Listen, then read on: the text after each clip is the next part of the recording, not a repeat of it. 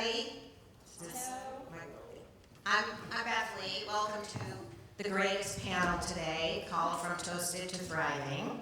I'm the moderator, and my background is that I am a recovering Silicon Valley marketing communications professional who grew up on the East Coast, eating East Coast traditional Jewish food, then moved to California. And I am so excited to see that California is becoming this great bagel haven.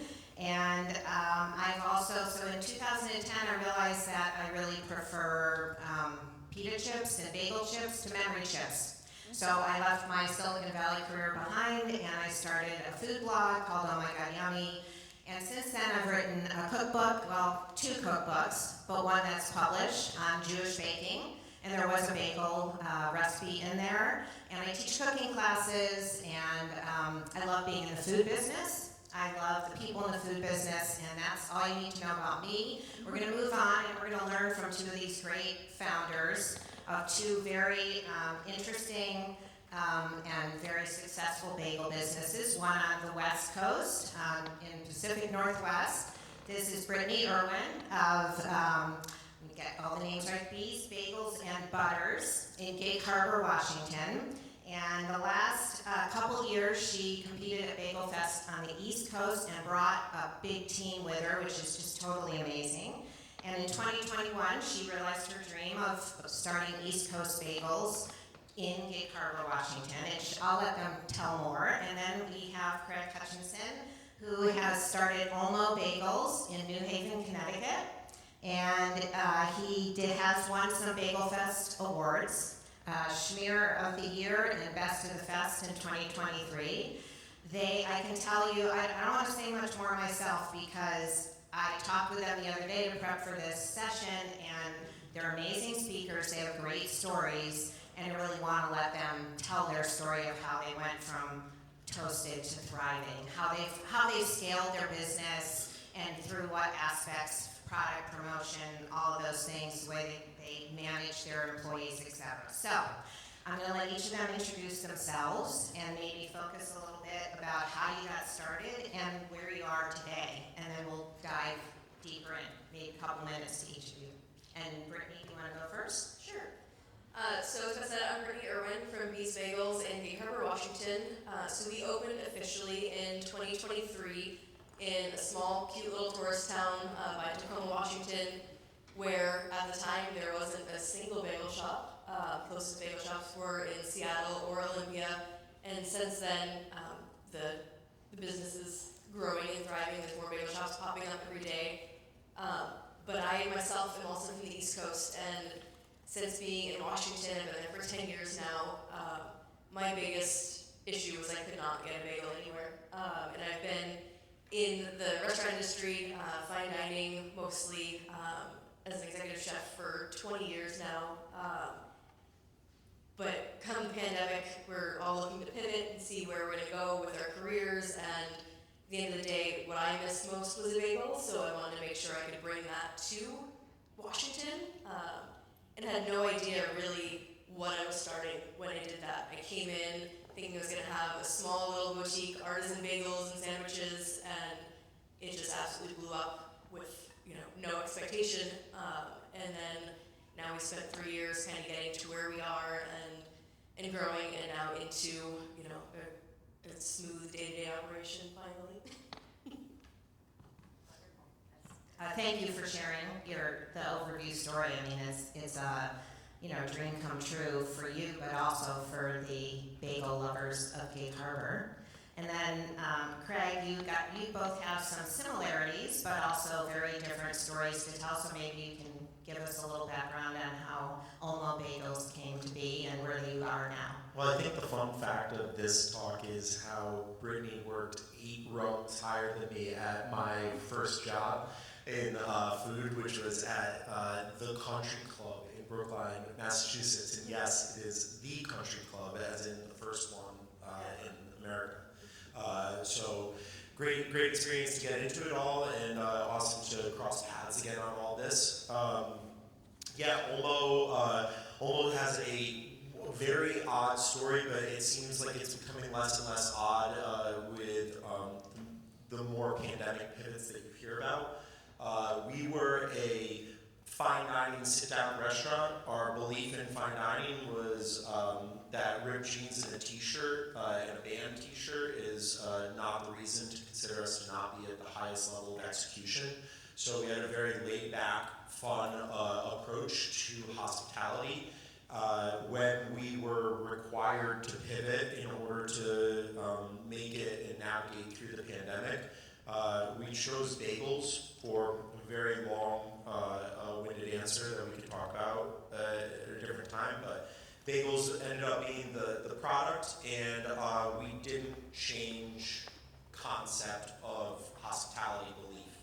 So we started hiring for attitude instead of for experience, and shout out to my team in New Haven that just got rocked with 850 tickets today.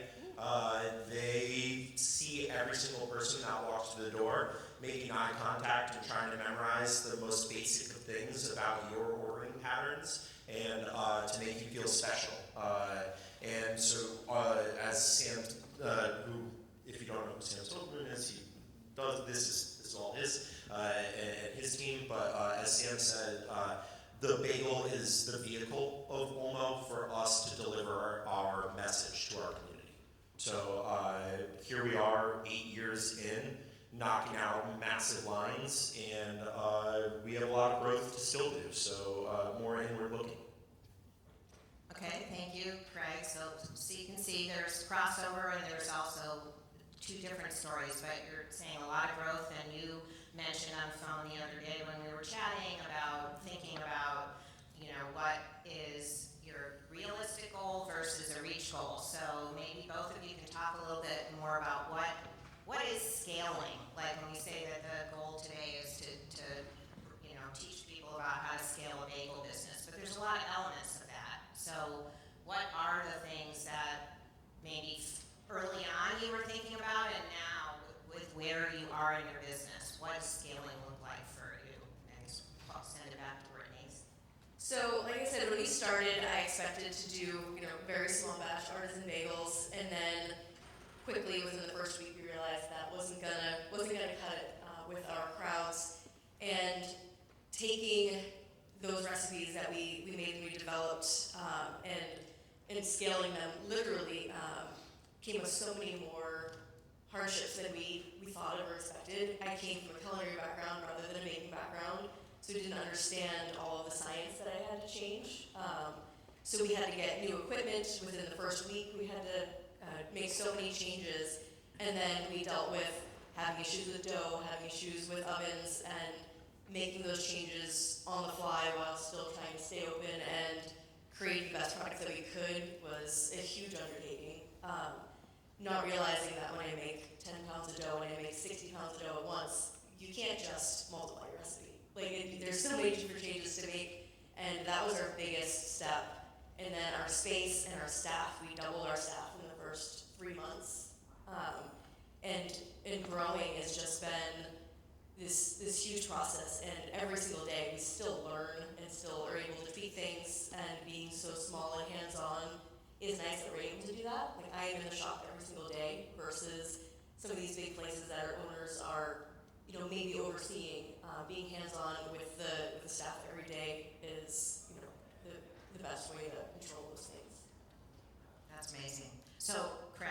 Yeah, and it's interesting because we're going to get our first disagreement of the day, but it's a lighthearted disagreement. No arguments needed, just different philosophy approaches. But I think the big thing to highlight in what Brittany said is the eagerness to learn is the key to going from toasted to thriving, if you will. To get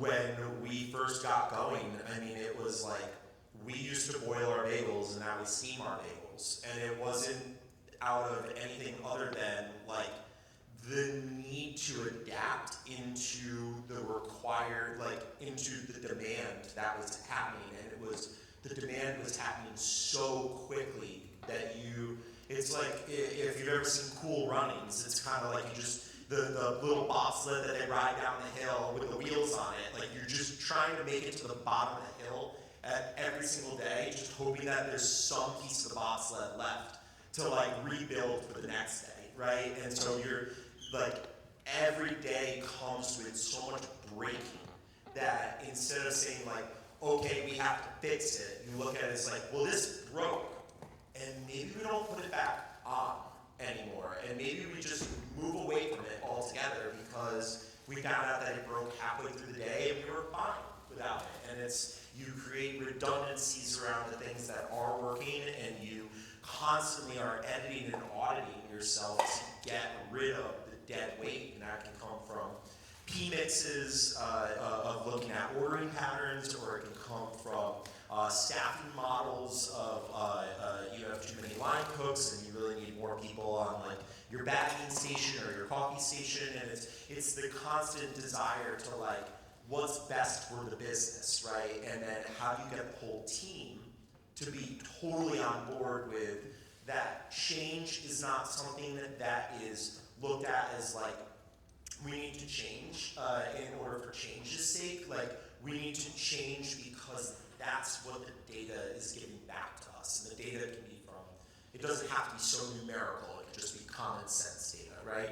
So like, where I disagree with Brittany is all of this has kind of led us to the belief that like, me being there is actually a detriment to our growth because I hold back the leaders from making all of the decisions, whereas it was a part of my job in the very beginning to make all those decisions, and that's how I learned to grow. So they're all going through that process right now. So to follow up on that, so you're how many years in now? 3 years. 3 years in. And you're, 8 years, 6 years truly in the bagel industry, but 8 years as a restaurant. so at what point did you feel like you needed to not be there all the time?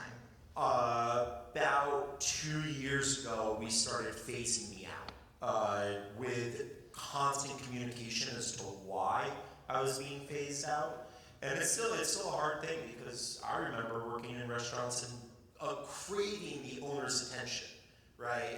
And becoming a little bit disgruntled when I didn't get it. And it's like, it's a part of our onboarding philosophy to let people know this is what you can expect while working here, with the hopes of you now know that you can get to the top because we're going to constantly be moving the top people out of the business into some other avenue of business, right? Whether it's a different restaurant concept or whether it's a different sales channel that they can own. So you've both been talking about staffing a lot, and that came up when we talked the other day, and I wanted to give you guys both a chance to talk a little more about specifically the importance of, I mean, obviously the employees are important, but really like how you view your staff and the employees and how they're part of your growth. And especially there's, a lot of negative publicity about things in the chef world or whatever. Let's hear from two people that seem to have just amazing, viewpoints on that. I'd love it if you guys would share more about where that, plays into the importance of how your businesses have thrived. So as Craig was saying earlier, we did work for the same person, the same place years ago. So I was a dishwasher. He probably can agree that we've dealt with some very difficult leadership in the past, and being in the restaurant industry, it has been known to be, that's just how it is.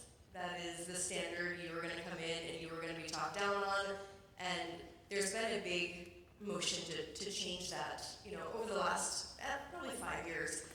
But there are still a lot of very difficult people to work for, and that was one of the main reasons why I planned to open a restaurant at all, was because I was tired of the way employees were being treated. So my main focus with opening this restaurant, besides the bagel itself, was the employees, was that relationship that we have, and hiring people for personalities and for how they were going to treat my customers versus their experience. Most of the people that work for me have never been in the industry before, so they're never going to deal with those kind of people and those kind of circumstances. But then taking that above and beyond and trying to give them what I would have wanted growing up in the industry. So like I mentioned earlier, we went to BagelFest for the first time 4 years ago when we first opened. We were open for less than 6 months, and we took our entire staff with us to show them that they are part of the business, to show them what we want as a restaurant, as being a bagel shop on the West Coast where they have no reference whatsoever, and giving them that firsthand insight and trusting that they were going to see my vision and then emulate that in our shop.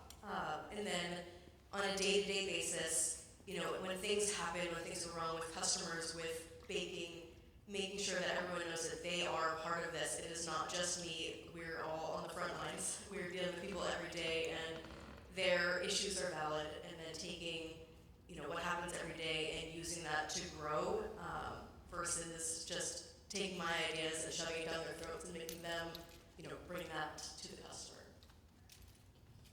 Love it. Thank you for sharing that. Team is like, listen, like, at the end of the day, we're dealing with flour and water as our main ingredients, right? So I'm going to take a stab at saying that anybody who owns a bagel shop, or if you're just learning this now, your cost of goods should be lower than your labor model. That's my belief on it.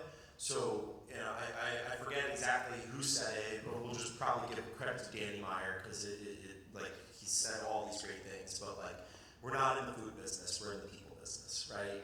And so, like, unfortunately, and I can think of like 10 of them off the top of my head, we have made mistakes with team members in the past that when the conversation is over and there's so many emotions floating around the room, the way that we've looked at it is we own the mistake, not by going back and changing our mind about it. And I know I'm speaking on a very zoomed out bird's eye view on this topic, but like, those are learning moments, right? And the mistakes, and again, it goes back to this whole thing about like, this isn't unique to the bagel business. Like, learning and entrepreneurship comes through failures, and yes, successes, but like, the successes are the things that like, okay, let's not work on that at all, let's just continue to do that. But it's what you do with the mistakes that you make with your team, and how you look into, as our core value says with our team, today for a better tomorrow, right? When you make that mistake, what are you doing with that mistake, and how are you entrenching it into the culture that we all learn from it, not just owners or managers. Like, you get public and you get or not public, but like, you hold a team meeting, which could be in the walk-in, it could be in the alleyway, it could be right there on the line with guests listening. Like, we've done this before, where we'll have heated debates with guests in the room about ways that we can be better, because we're an open kitchen. We're totally fine with you hearing our desire to be a tighter-knit team. And I think that open kitchen model is like, I don't recommend it to anybody, because it is so hard to keep it clean at the stand. And plus, we have like white countertops, which is another terrible mistake. It shows every single seed, right? But like, you know, and every coffee drip there is, but like, it holds us to such a high standard that it makes conversation transparent on what we are all working on in order to thrive together.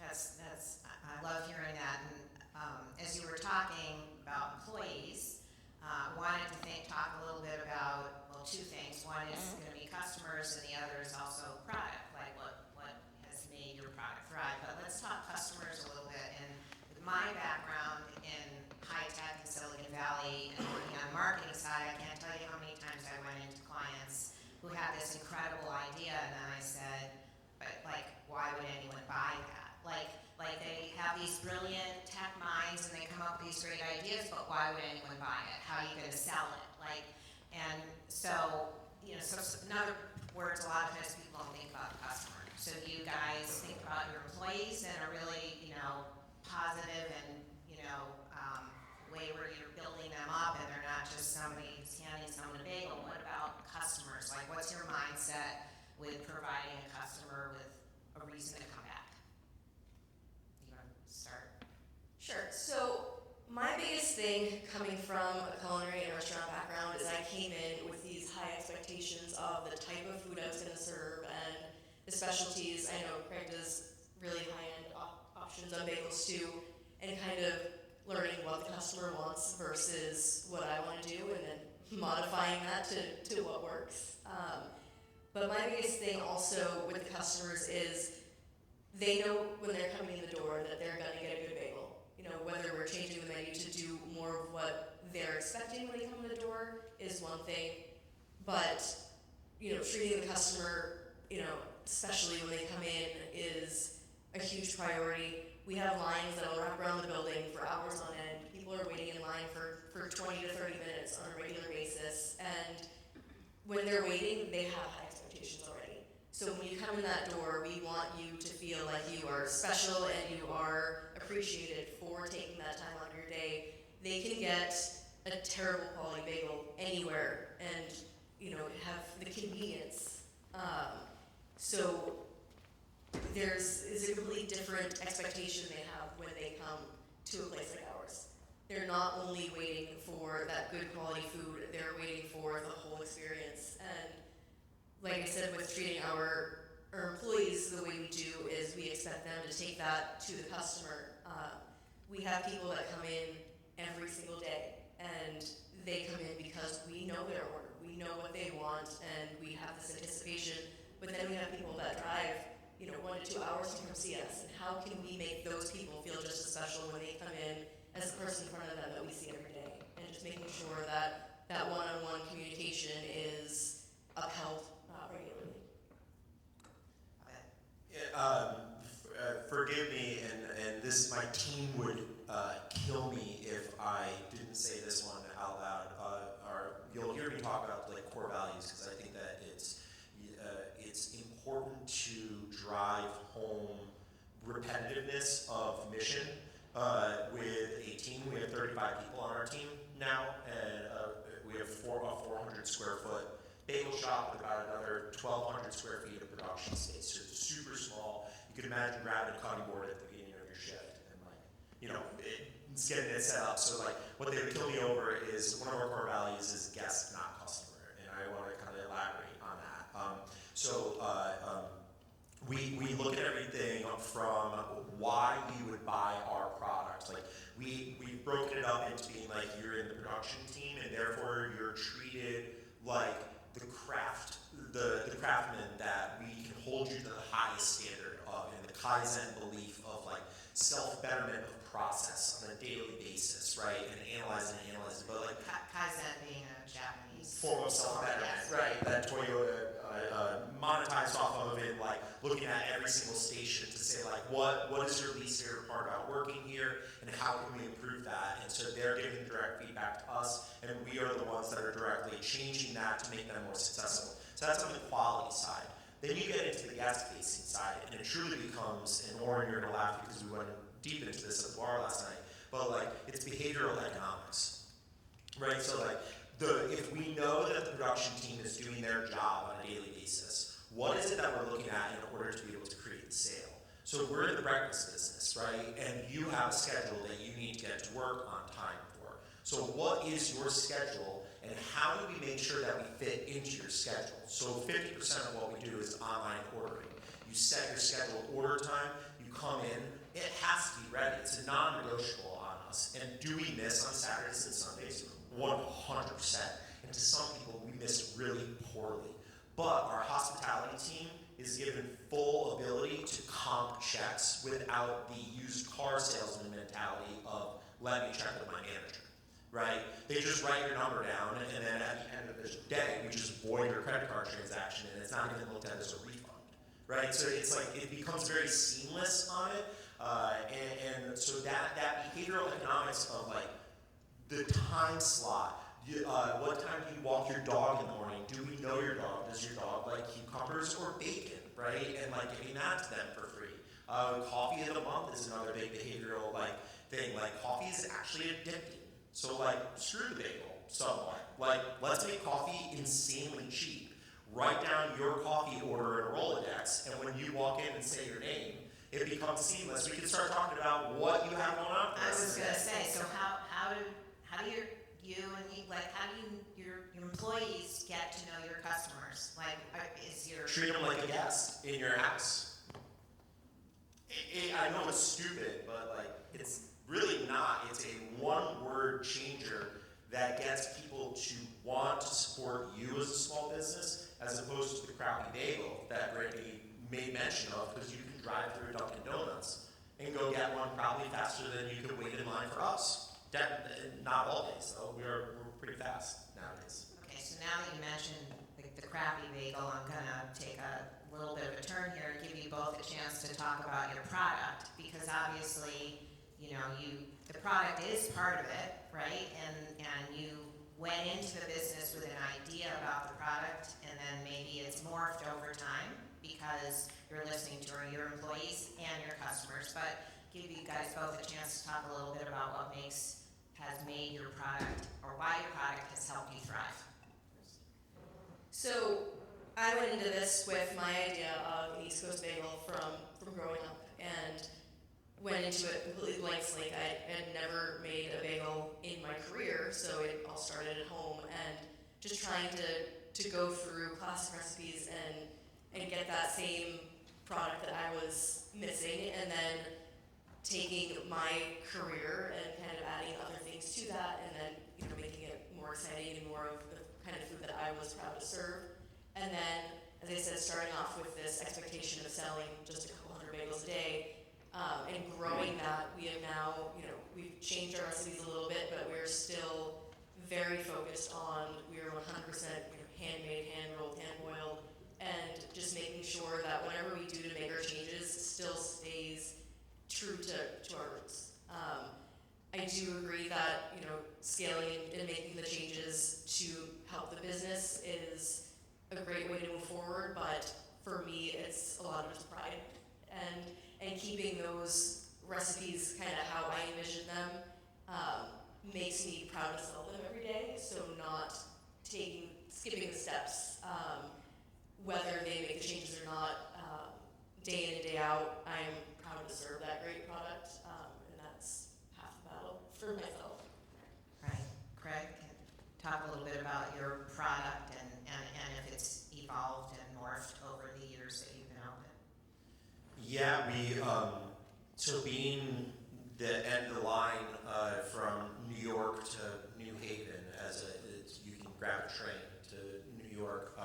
Naturally, we have in the beginning, we had a lot of guests that would come through and say, like, I'm from New York and I know a true New York bagel and you're not it. And so we would listen to it and we agreed with them, right? And so we made it a very conscious decision to say, like, let's answer that question before you even walk in the door. Let's throw it on the outside of the building that, like, we are a different style that you've never seen before. So we dubbed it the New Haven style, and to this day it's ambiguous as to what that even is, right? But, like, it's just to differentiate. So, like, we set that ship out to sea, and we've just been kind of following it ever since. And what we believe gives us the ability to just, like, you know, have non-negotiables about quality is, like, we don't have a blueprint of what we're following.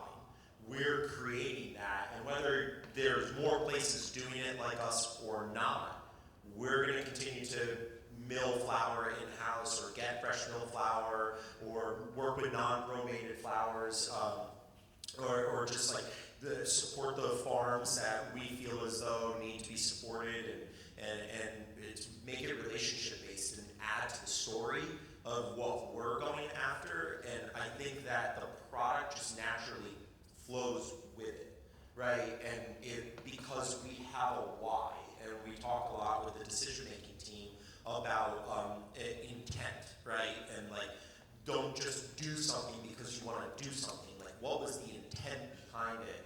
And we need to give that to the hospitality team to tell the story of when people have questions. Like, don't just say it's an heirloom tomato, right? Talk about the farm dinner that we did last year and the great relationship we have with that farmer, and, like, us wanting to support them. And yes, now it's an heirloom tomato, right? And so going from there, so product is kind of like, in my mind, it's I agree. Like, you have to wake up feeling proud of what you do, and then allow the story to kind of dictate what exactly you serve from there. Okay, so we're gonna cut to Q&A pretty soon, but I wanted to just end with, like, sort of like a quick lightning round. If like either early on or because now you have experience, but like one thing early on you did that you think anybody who opens a bagel shop should and that wants to thrive, and maybe one thing you would not do. So a thing that was a great thing you did and something you did that you would tell people, please don't do that if you open a bagel shop. I'm going to start with what I would not do.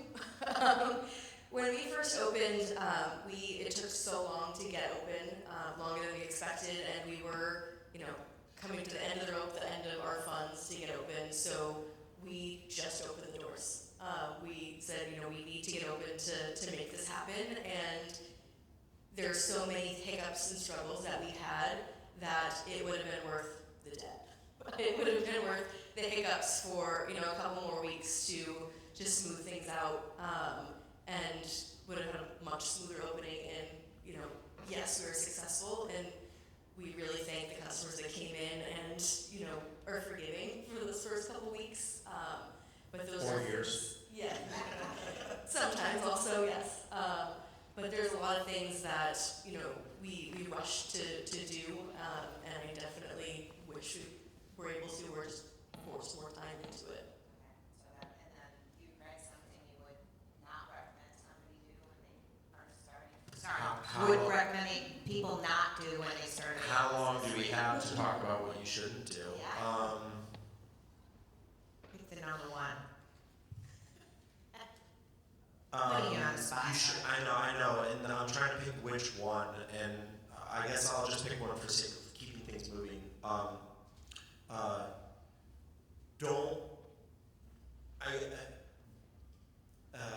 Don't not listen. What's the best way to say it? Do listen, but we're supposed to be answering the not part of it, right? So, meet people where they're at, right? So, look at it this way: instead of taking here's a translatable. Instead of taking a register order by saying, "Hi, how can I help you today?" Start it with a compliment about something that they're wearing, and allow for the conversation to naturally evolve. And eventually, you'll get their order too. But it is a completely different way of listening in a conversation when you're making eye contact and you're just free-flowing back and forth. And that goes for with feedback about product, that goes for feedback with compensation from your team, that goes with feedback from your business partner. It's that moment of sitting in the room, and I'm a talkative guy, no doubt, right? Thanks, Mom, for that skill set. But like, listen. We appreciate it. Yeah, listen first and ask questions to follow up the listening and then formulate an opinion. And I think early on business owners, we're held to such a high standard to make a decision now. And I just take your time, get it right, because back in fine dining or even today, make it nice or make it twice, and it's just a waste of time to have to make it twice. So Measure twice, cut once. measure twice, cut once. A lot of different, So skin cats. I'm going to open it up to questions Do it. because that's usually. What would you like though? Like, what do you do? I guess I just did the do, you did the don't. Yeah. So we can do. I guess we can. Yeah, move on. I mean, I feel like I have so many more questions I could ask you, but I don't want to deprive the You're right. audience of. Yeah, I mean, I could go on. I can answer just real quick. Yeah. The one thing I would say is utilize your community. That has been huge for us, and whether that's your old coworkers and the knowledge and people around you, but also physically your community. We're in a really small town, and then knowing everyone else, whether it's other business owners, different industries, everyone has been so helpful on so many fronts that you don't have to hold everything yourself. So don't be afraid to ask for Yeah, help. and do donate. It's impactful Good one. it's impactful how tough it is to run a 501c3 and what a baker's dozen can do to an office meeting. And I promise you, a baker's dozen is not going to hurt your COGS, and that word of mouth will go around and will translate into sales in 6 months. Okay. Goodwill. Yeah. Yeah, be a good person when you wake up in the morning. Yeah. Or at least Great. try.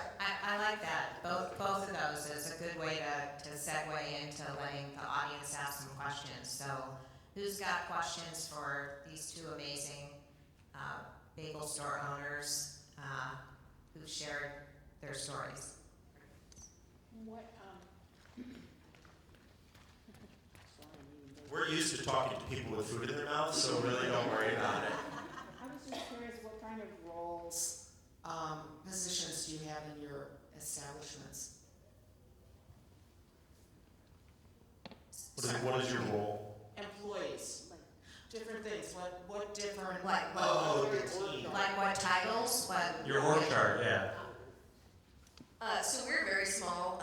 We only have 12 employees altogether, so myself and 2 full-time bakers, and then everyone else, our front of house crew that makes our sandwiches, takes orders.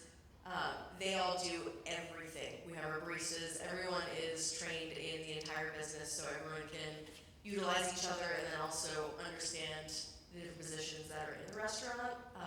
Every single person that works at our shop is required to learn how to roll bagels. When they come in the door, that way, A, they're useful, but B, they know, how much work goes into the day-to-day process of bagel making also. I love that. We have 35 people, as I mentioned, and we have 1 storefront. And no wholesale yet. That's going to change things. So that could be a scaling thing you might be It doing. is something that we're actively working on right now. Yeah, so we have a COO, CFO. I'm the COO. We have a director of operations and an executive chef. Then we have 2 managers. Then we have 2 service specialists. And then you do the math on the rest of the org chart that follows that direction. The dishwasher is encouraged to provide us with essential feedback of how we run the business, and so is the director of operations, to give you an idea as to that listening component that you get when operating. So our org chart is yes, there is a flow of the way that comms work, but at the same time, we try to raise every voice. You do have to, you can't run it entirely like a democracy. A decision does need to be made at the end of the day. But yeah, and we've learned that the hard way of not being clear on roles. So that's where our organization is now. But it sounds like you make it clear to anybody from dishwasher. Yeah, we try to, and you try or across that it's their opinion, their thoughts matter. So interviews are still conducted with me and the director of operations, and so your first impression. At that point, management trains you, not somebody else from the team, and your onboarding, the way in which you're communicated to, makes sense so that you know when you have a question, you can ask these different people. And yeah, our handbook is long, and we've worked on making it smaller, but it does answer a lot of questions, and it evolves every year. We put out a new publication every publication makes sound like a book. We put out a new edit every January, and with new signatures. Okay, more questions? Hi. When it comes to both developing the team or raising standards, but also holding people accountable, how do you balance developing the team versus the individual and attributing between those 2 things? That's pro level right there. Good question. Do you want to start going for it? I would say that the individuals obviously make up the team, so you want each staff member to grow and grow together, which is kind of why we start with our hiring versus the person versus the experience, but making sure that moving forward when there's growth that they still fit in kind of where we're projecting the business to go, versus correcting a problem, if that makes sense. So accountability is kind of the word that I'm hearing loudest in that question.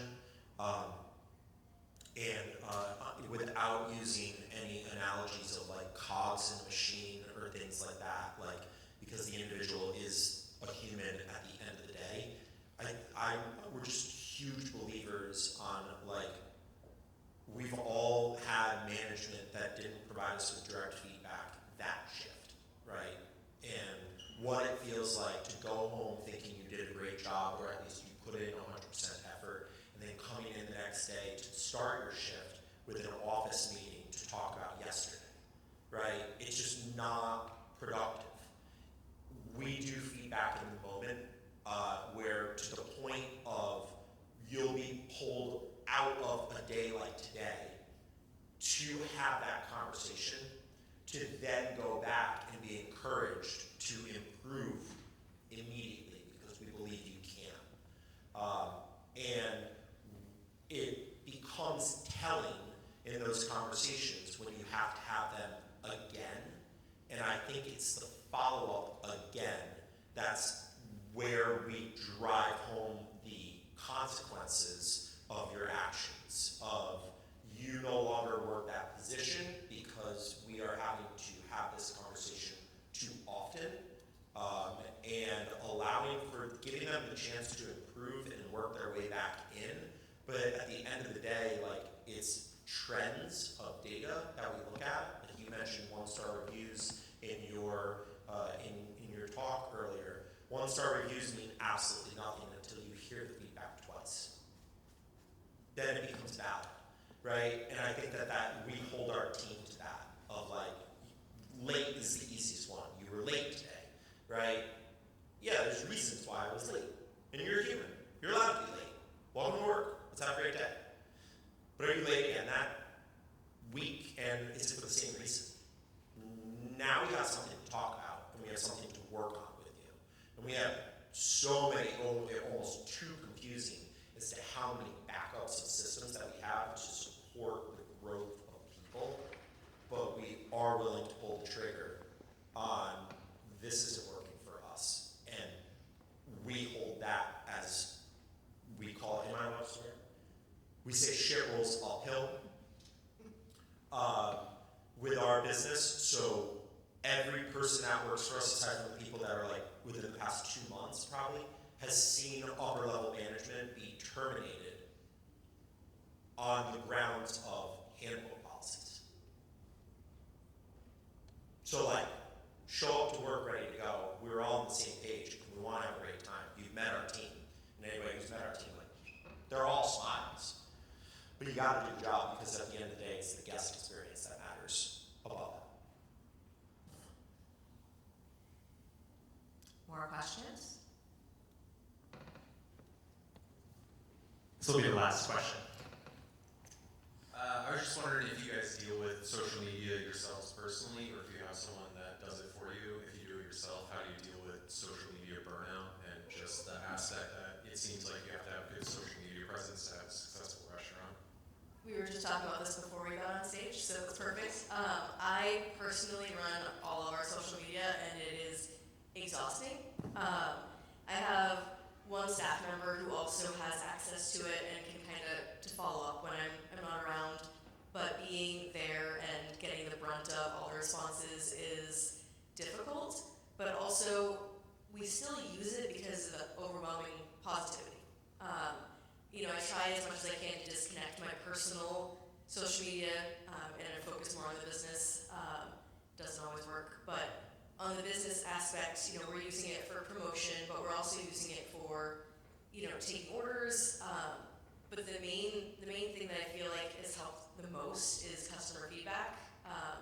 I urge people, when they have problems, come to me. Social media is a direct connection to myself.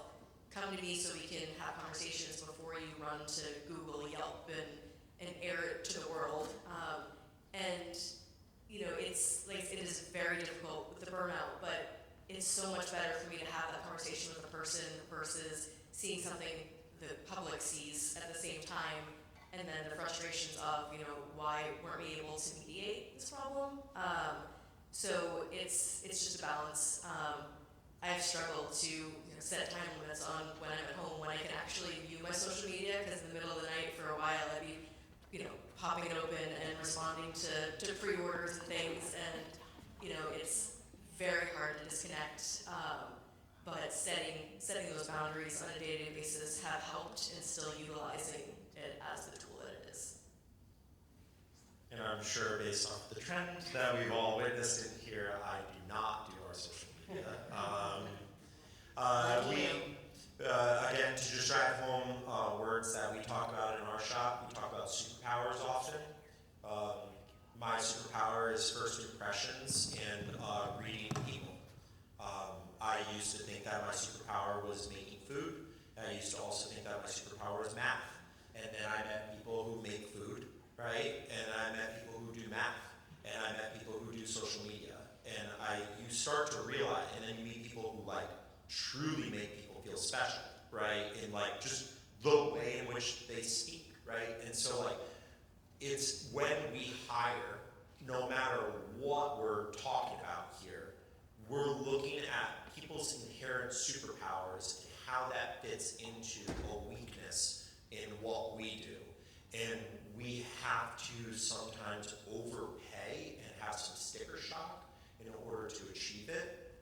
But, you know, you do get what you pay for, right? Unless it's a $3.50 bagel, which is a place that's opening up nearby us without any cream cheese on it. We'll see on that, right? But like, you do get what you pay for. You have to allow people to be their own superhuman and lean on them and hold them to the highest of standards with the understanding of when you don't do your job, my business suffers.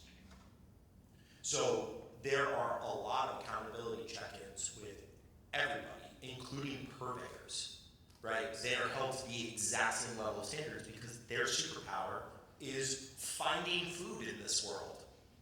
So you need to bring that to the table, and our social media account has grown by quadruple. Is it a direct employee that's handling it for No, you? Or it's a outsourced third party that that has scheduled time to come in. They shoot a month's worth of B-roll in order to do it. And thank you to May. And I know I should be doing more, taking pictures and doing videos today, but guess what? I'm not good at it. So yeah, and I think we pay good money for it, and but we get results from it. And so what's the conversation? The conversation is we're thankful to be working with you, right? And when we don't see growth, the conversation is, hey, let me understand what you're doing so I can understand your superpower and how we both work together on this. Well, I wish we could go on talking, but I think our time has come to a close. I want to thank you so much, Brittany, so much to Craig, and all of you guys for coming. And thank you, Listen. Beth. Yes, thank